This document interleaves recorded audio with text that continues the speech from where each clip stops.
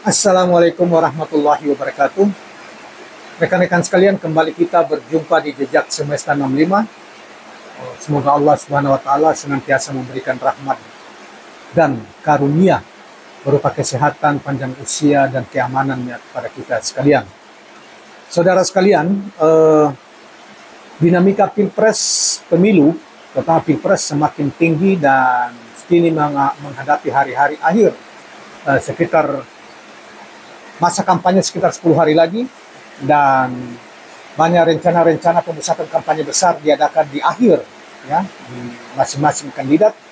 Dan kali ini kita coba untuk menghadirkan satu tulisan yang bagus sekali dari seorang pengamat politik dan soal kebangsaan dari Tony Rashid, yang sering juga kita sudah kutip tulisannya yang dimuat di KBA News pada tanggal 28 Januari 2024 kali ini, yang menganalisa tentang puncak kampanye Capres nomor urut 1 Anies Rashid Baswedan Muhaimin Iskandar yang rencananya akan dipusatkan di Jakarta International Stadium di Jakarta ya. Bagaimana analisa dia menganalisa kemungkinan bisa dihadiri sampai 5 juta massa yang akan hadir di acara kampanye terakhir Anies Rashid Baswedan Muhaimin Iskandar tersebut. Baik rekan-rekan sekalian, coba kita untuk mendengarkan analisa beliau yang dimuat di ABW News yang sudah kita sebutkan ini. Saudara sekalian, terjadwal Anies Caimin kampanye terbuka di Jakarta International Stadium tanggal 10 Februari 2024. 4 hari sebelum pencoblosan ya, di kampanye terakhir pada tanggal 10 Januari ya, pada tanggal 10 Februari. Puncak kampanye sebelum hari tenang jelang pencoblosan. Katanya atau kabarnya ada jutaan massa yang akan hadir. Mereka adalah para pendukung Anies Muhaimin yang diperkirakan berasal dari berbagai daerah. Bukan hanya dari Jabodetabek dan Pulau Jawa saja. Banyak pendukung Anies Muhaimin dari luar Jawa akan masuk atau hadir pada puncak kampanye terakhir di Jakarta tersebut. Prediksinya, ada jutaan pendukung Anies Muhaimin yang akan hadir di Jakarta International Stadium saat kampanye nanti. Ini masuk di akal, mengingat selama ini kampanye Anies Muhaimin di mana-mana pengunjungnya membludak. 2 kali di Sulsel membludak tembus lebih dari 1 juta massa. Di Medan membludak juga, terutama di Sidoarjo, Surabaya, Jawa Timur. Hampir tidak ada acara Anies Muhaimin yang sepi pengunjung. Dan saudara sekalian, terakhir misalnya hari ini kita saksikan kampanye dia juga di Tegal ya, luar biasa, diperkirakan ratusan ribu orang hadir ke kampanye dia Tegal, dan setelah itu dia sorenya bergeser ke daerah Banten, kampanye di Banten, dan konon besok dia kampanye di Jawa Timur. Saudara, mereka datang dengan sukarela tanpa dimobilisasi dengan logistik. Di sini semangat perubahan mempertemukan mereka, para pendukung Anies Muhaimin. Solidaritas tumbuh untuk satu tujuan bersama, yaitu mengakhiri politik dinasti menuju perubahan. Itu adalah semangat atau spirit mereka yang mereka gaungkan. Para pendukung Anies Muhaimin disatukan dan dipertemukan dalam satu tujuan bersama. Tujuan akhirnya perubahan. Semangat ini tidak ditemukan di paslon lain atau calon presiden dan wakil presiden yang lain, apalagi misalnya di Prabowo Gibran. Nyaris tidak pernah kita dengar kata perubahan itu diucapkan oleh mereka. Bagi pendukung Anies Muhaimin, Jakarta International Stadium memiliki daya tarik sendiri.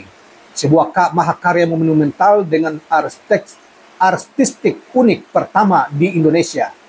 Dibangun dengan teknologi termodern pertama di dunia. Stadium Mega di Jakarta Utara ini dibangun di era Gubernur Anies Rashid Baswedan. Menjadi semakin populer ketika karya anak bangsa membanggakan ini berupa didelegitimasi oleh pihak-pihak yang selama ini berupaya keras untuk menjegal Anies Baswedan. Hingga area parkir dan rumput JIS pun dipersoalkan. Sebuah perlawanan yang membawa berkah, kata para pendukung Anies. JIS akhirnya diakui dunia FIFA dan menjadi ajang sepak bola internasional. Sampai ada ungkapan Anies sibuk membangun, sedangkan lawan sibuk mencari kesalahan. Di Jakarta International Stadium ini, berapa juta yang diprediksi akan ikut menghadiri kampanye Anies Muhaimin tanggal 10 Februari nanti. Bergantung pertama pada sosialisasi, kedua mobil militansi dan semangat perlawanan terhadap pihak-pihak yang berupaya menghalangi para pendukung Anies Muhaimin Iskandar datang ke Jakarta. Jika tim Anies aktif mensosialisasikan kampanye di Jakarta International Stadium atau JIS ini, baik dengan video ajakan, meme atau tulisan, dan medianya sampai ke seluruh pelosok negeri, maka kemungkinan yang akan hadir bisa tembus 5 jutaan orang. Karena pendukung Anies Muhaimin ini termasuk pendukung yang fanatik dan militan. Untuk menghadirkan jutaan manusia tidak perlu repot menyediakan logistik. Gelombang massa akan datang dengan sukarela, mengongkosi diri sendiri. Saudara, kabarnya sudah mulai ada upaya menghalangi para pendukung Anies Muhaimin ke Jakarta. Sejumlah armada bus yang dipesan mendadak dibatalkan tanpa sebab.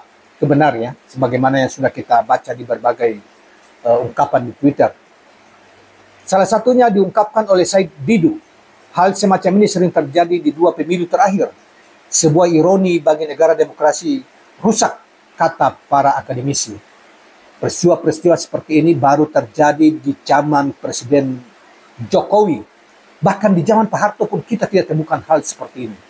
Jokowi adalah seorang presiden yang sangat-sangat banyak pihak menganggap merusak bangsa ini, terutama aspek demokrasinya dan juga aspek ekonominya. Gak bisa sewa bus, sewa mobil, gak bisa sewa mobil, bawa motor atau jalan kaki, kata sejumlah relawan Anies. Luar biasa tekad dan militansi para pendukung Anies Muhaimin.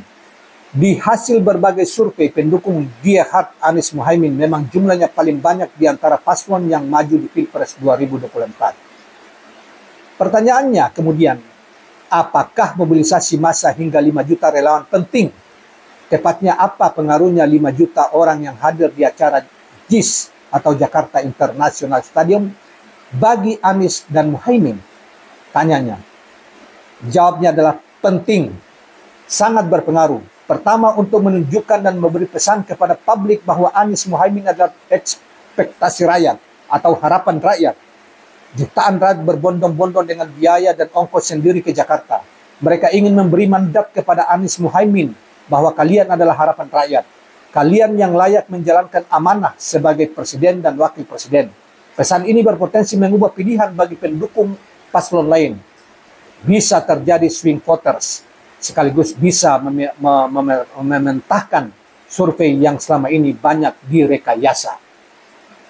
Kedua, gelombang massa yang jumlahnya jutaan ini bisa menjadi sarana Anies Muhaimin memotivasi mereka untuk bekerja lebih keras, menyelamatkan suara di TPS dengan menjadi relawan saksi. Tugasnya mengamankan suara sah dan mengontrol setiap adanya potensi kecurangan yang umumnya diawali dari TPS. Ketiga, saudara sekalian, 5 juta massa itu sewaktu-waktu bisa dipanggil kembali, kumpul di suatu titik jika di dalam proses pemilu terjadi kecurangan yang masif. Gelombang massa ini bisa menjadi protes sosial yang efektif untuk mengembalikan pemilu ke rel yang jujur dan adil. Jadi, 5 juta massa yang mungkin akan hadir di kampanye Anies Muhaimin tanggal 10 Februari besok bisa menggiring dukungan dari berbagai kalangan yang dapat memperbesar poin kemenangan bagi Anies Muhaimin. Saudara, demikianlah analisa dari Dr. Tony Rashid yang menggambarkan tentang pentingnya Anies, dukungan massa, pendukung Anies datang ke JIS yang bisa jutaan orang itu, walaupun JIS sendiri punya kapasitas normalnya ada 80-an ribu, tetapi bisa meluber kemana-mana, bisa dipasangkan semacam videotron di luar untuk menonton dan mengikuti kampanye Anies Muhaimin di puncak kampanye di hari terakhir kampanye yang dipusatkan rencananya di Jakarta International Stadium itu. Saudara sekalian, analisa dia ini masuk akal. Dan ini harus dilakukan oleh para pendukung dan relawan Anies Rashid Baswedan dalam rangka untuk juga memperlihatkan kepada penguasa, jangan coba-coba merusak demokrasi dengan kecurangan-kecurangan yang sudah dimulai sejak awal. Misalnya hari-hari ini tanpa malu-malu mereka melanggar aturan-aturan kampanye, terutama aturan-aturan pemilu, terutama mereka membagikan bansos, ya, dan seakan-akan itu adalah punyanya Jokowi. Padahal bansos adalah program pemerintah dari pemerintah ke pemerintah untuk mereka yang kurang beruntung atau mereka yang mengalami kesulitan ekonomi. Oleh negara diberi bansos, tapi dananya dari pajak rakyat atau pajak kita semua, saudara kalian. Tetapi hari-hari ini mereka coba untuk mengklaim bahwa itu seakan-akan kebaikan dari Jokowi seseorang. Padahal Jokowi hanyalah seorang presiden yang diberi mandat oleh rakyat sebelumnya. Kini upaya-upaya karena anaknya ikut kontestasi di dua anaknya, satu sebagai ketua partai Solidaritas PSI, Partai Solidaritas Indonesia, Kaisang, kemudian yang kedua adalah Gibran Rakabuming Raka yang menjadi cawapresnya Prabowo Subianto, yang mereka di mana-mana menyatakan mereka melanjutkan apa yang dilakukan oleh Presiden Jokowi dengan segala kekurangan dan kesusahan yang ditimpakan kepada kepemimpinan yang ditimpakan kepada rakyat hari-hari ini. Saudara sekalian, kembali kepada Anies.